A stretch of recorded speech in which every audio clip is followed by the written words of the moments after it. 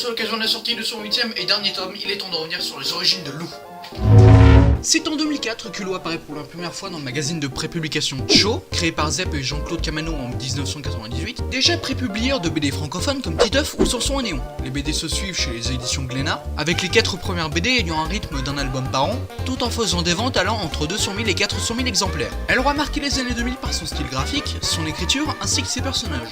Dès ses débuts, son créateur souhaitait l'adapter au cinéma avant la BD, mais il se tourna vers le dessin et le texte, sous prétexte que ça coûtait moins cher. Quand j'ai créé Lou, ma fille avait 2 ans, donc c'était assez évident de créer un personnage féminin parce qu'il n'y en avait pas beaucoup à l'époque.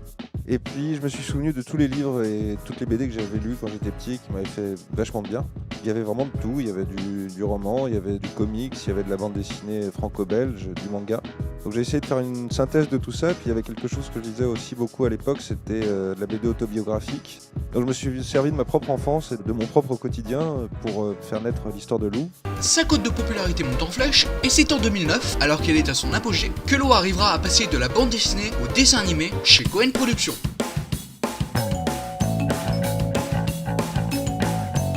Cette série est diffusée d'abord le matin sur M6 dans l'émission M6 Kid, avant d'être diffusée sur Disney Channel et d'être rediffusée sur Sister. Puis elle deviendra culte tout en boostant la carrière européenne de cette jeune blonde. La série avait tout pour plaire, l'animation transcrit bien le style graphique de la BD, Lou et sa mère gardent une très bonne alchimie, et elle avait un excellent voice acting. Au premier bémol tu t'emballes, tu prends des airs de virtuose. Je perds le rythme et les pédales, et continuer à jouer je n'ose.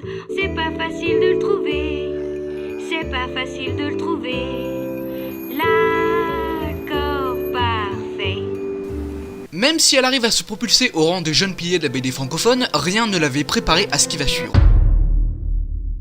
3 ans après le 5ème tome intitulé Laser Ninja, qui s'est révélé comme l'un des meilleurs tomes de la série, Julien Nil eut l'idée de casser les codes de la BD. C'est alors que part en 2012, le tome 6 intitulé L'âge de cristal. C'est une idée respectable de prendre des risques, là c'est allé un peu loin mais laissons parler les images.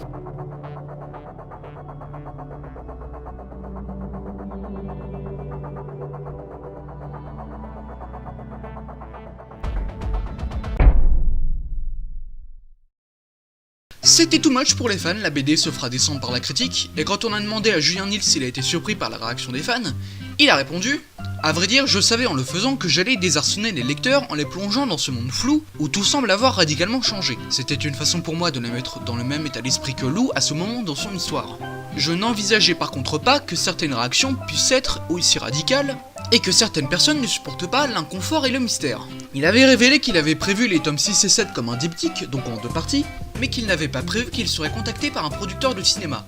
Mine de rien, en ayant fait son tout premier faux pas, Lou a rapidement réussi à se mettre à dos une partie de ses fans.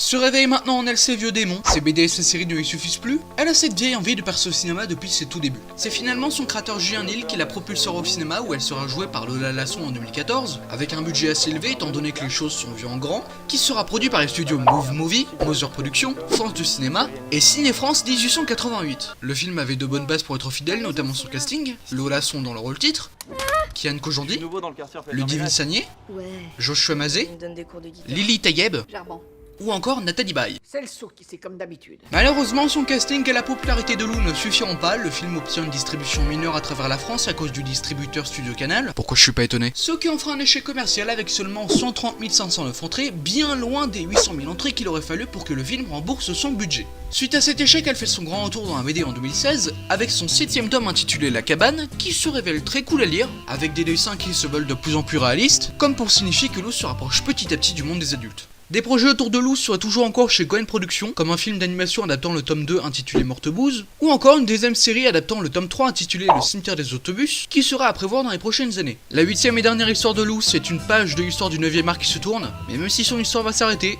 Lou, elle, reste immortelle.